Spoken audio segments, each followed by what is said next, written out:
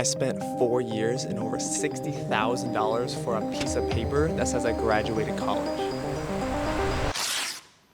It wasn't worth it. We only had one take on this, man. Like, I don't have another piece of paper.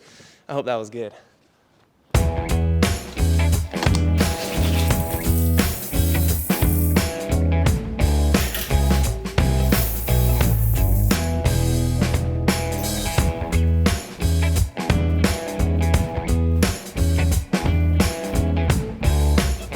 You might have a lot of questions right now. Noah, why is your room so nice? Why are you brushing your teeth at 3:21 in the afternoon?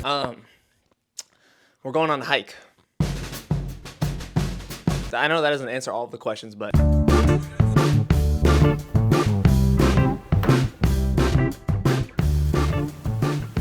it's kind of hard to see because of the trees, but essentially the top of this hill is where we are trying to go. Like right here is where we're trying to end up.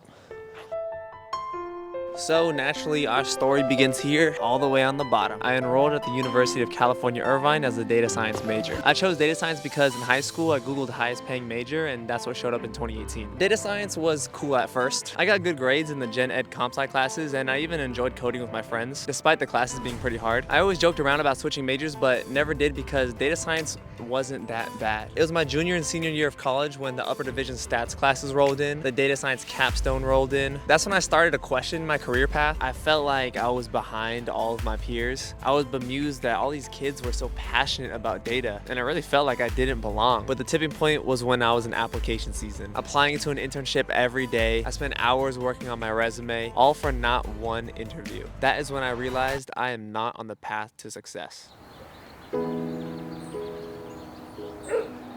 I was an RA, which is a story for another day, but as an RA, I got sponsored to go to this leadership event. The leadership event itself was okay, but what really struck me was a speech by the dean of our students. He said in the beginning that he graduated UCI with an engineering degree. He was in a similar situation, not able to get a job in his degree, and decided to get an entry-level job in higher ed. 10 years later, he rose the ranks to dean of students, makes hella money, and loves his career. I was both inspired and curious, so I talked to him after his speech and introduced myself and gave him the whole spiel. During our conversation, a lady overheard us. She told me there was this program where you get linked up with a mentor. The applications were due that night. So I stayed up late and I applied, and a week later, I got accepted.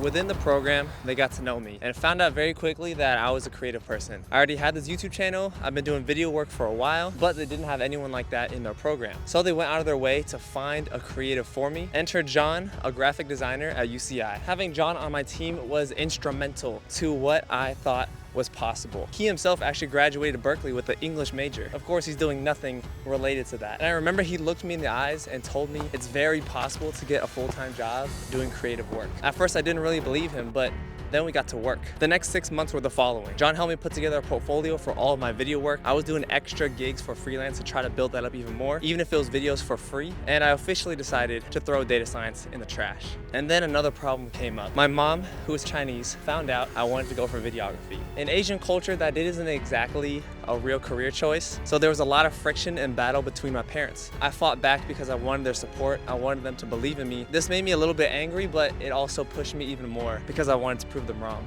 At this point, I was doing video work like no other. I was doing free videos for all these different companies just to get a connection. I was now applying to a videography internship every single day. Of course, it didn't work out right away. I still had tons of rejections, but my responses were becoming more promising. I was getting a few interviews, and finally one came through and I got a video internship. I was gonna be a digital marketing intern for this summer. We're almost there. That is where we're trying to go. Damn, that looks hella far. I gotta hurry up.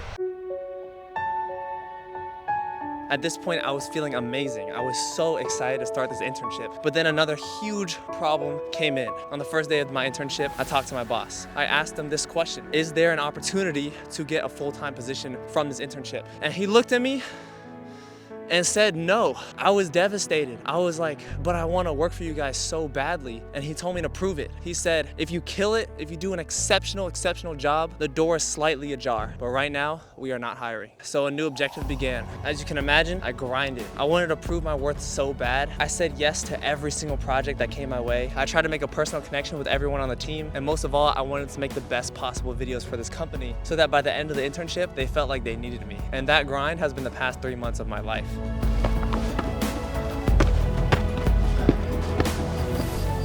And then about 3 weeks ago, it happened out of nowhere too. It was after an archery social. They pulled out an envelope, made an announcement to the whole team that I just had a full-time job offer at this company. You aren't defined by a college degree. You aren't defined by what other people think you should be. Open your perspective to what you could be.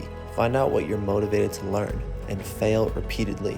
I still have a lot to learn. By no means do I have everything figured out, but I'm just getting started.